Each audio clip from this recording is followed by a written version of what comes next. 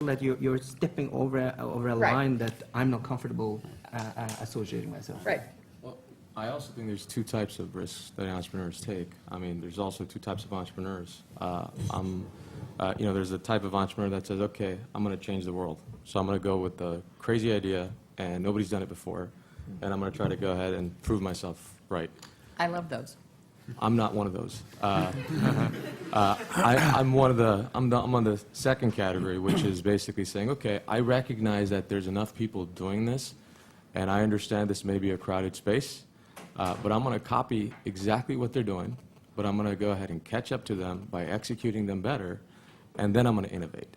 And if you kind of think about that, that's how majority of all the successful companies in Silicon Valley have actually started. I mean, if you look at kind of Friendster and MySpace, MySpace was just copying Friendster, but it could scale, right? And then if you kind of look at MySpace and Facebook, I mean, Facebook, yeah, is very different now, but it had the same functionalities at a certain point too.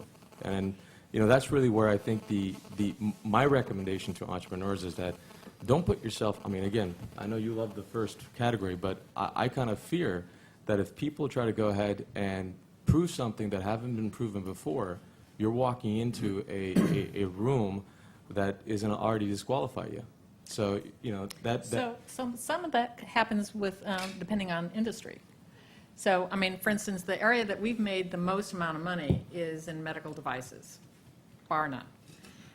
And the reason why our companies have been successful and have made us a lot of money is because they did something totally new and different. And I like that too. yeah. So, I mean, Sure. there's room for both. Sure, but I think all I'm saying is there's a lot of risk in putting something in a category that hasn't been proven. I mean, just based on enough data that supports, new investments that haven't been proven versus going after a category that is already out there and you're competing against it. There's always going to be a leader. There's always going to be an incumbent. I mean, that's just the nature of business. All I'm saying is that, at least for me as an entrepreneur, I reside in the latter where I'm not going to take that risk of coming up with something completely different and be left kind of, cold shoulderish in the marketplace versus kind of going in with it and, replicating something and then innovating it by out executing them and, after I've reached a certain point. John? But I think when it comes to risk, sometimes I'm not sure if I understand all the discussion either, because what are you risking, right? There's an underlying assumption that there's something specific that you're risking. And I think that people have different aspects of what is worthwhile risking or what is worthwhile not risking, right? So if you don't have a good understanding of what you're risking, then the discussion becomes very abstract too. The way I look at it is that you have a certain amount of time on this planet. Tomorrow you can be hit by a truck. And do I want to live my life doing something that I don't feel fulfilled with? That's a big risk, that you live the whole life and be miserable, right? So it depends a little bit on what it is that you really want to do and what you are willing to risk. And in that perspective, I think, I understand that risk is associated with entrepreneurship, but I don't like the notion risk is put on a entrepreneur saying that this person is a risk taker. Let me move to one more issue of this entrepreneurial character that I think is interesting to discuss. In my thinking over the years about what motivates entrepreneurs, I've kind of come with three categories: change the world, build a great company, get rich. So what is the? I think all three is fine. But some people are driven more by one than by others. So how would you describe, those three words for yourselves in terms of how would you kind of slot yourself or profile yourself relative to those things? And do you think those are relevant to entrepreneurial motivation? I mean, I would say, I never did anything for the money. And I think that anybody that walks into an entrepreneurship endeavor to get rich has already failed. And monetary exits, cash that you make really comes after all the hard work, and you can't even think about that from day one. And if the minute you do, you're going to start making, short-term decisions that are going to go ahead and affect your business decisions that you should be making. So for me, it's always been about being successful and proving myself that I can do it again. And that I know the formula, and so long as I know the formula, I want to challenge myself for the next opportunity. And, you know, sure, the money that comes along, it's like keeping score, but that's about it. I think the change the world idea or variance on that, like for me, the way I would articulate it personally is sort of, you know, be involved with the most interesting things I can be involved with, that's it. And all the best entrepreneurs I know tend to look at the building of a great company and the making of a lot of money as means to the end of accomplishing the goal that they're trying to accomplish. You know, the idea that I want this to be structured as a company because a company is the best vehicle to accomplish what it is that I'm trying to accomplish. If there were a better vehicle, I would use that other vehicle instead. But this is the best vehicle, so that's what I'm going to do. That's the mentality that resonates most with me, and I think, you know, can get you to the biggest and most exciting places. I think changing the world is such a big term, Yeah. but I think definitely there is a part of me that perhaps try to contribute somehow in my little way.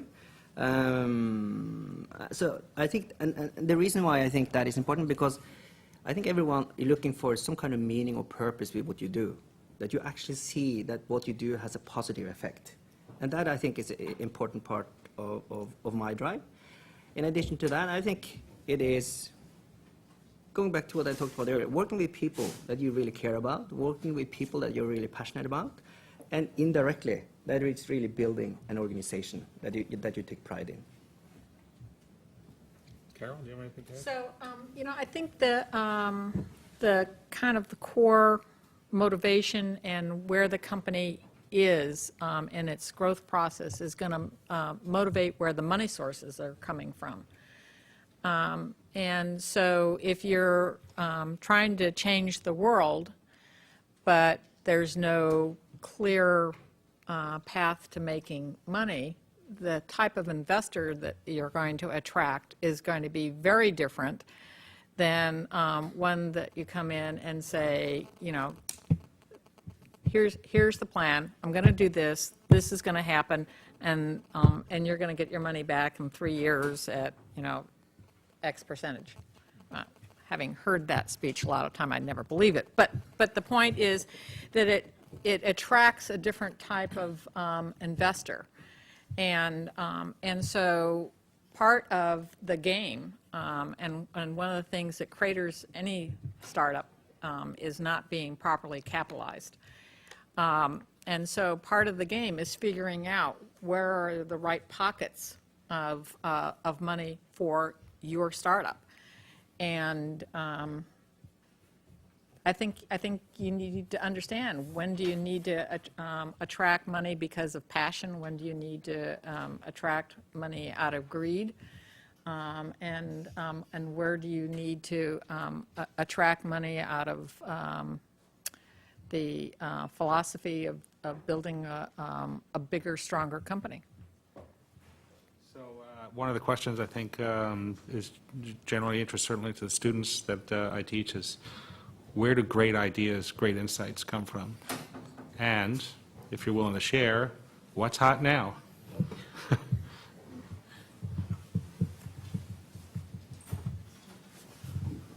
I would say social gaming and social media is probably from a sector, probably one of the interesting sectors that I see right now. I mean, hence I'm in it. But in terms of ideas and execution, I mean, part of my philosophy is that idea, when you get it, is 1% of the journey. 99% of it is all execution. So I know a lot of people that get wound up because they see a hot idea or a hot sector, and you know, they basically, I mean, I even get crazy emails saying, hey, I have the next $1 trillion idea. I don't even know if that idea exists, but still, in terms of people's mindset, they think this idea is going to make them rich, or this idea is it. That's it. That's 1% right there. You know, 99% of how you actually execute, from starting a company, making it into something, and going through the ups and downs that you're going to have to go through, is really the outcome that you should focus on.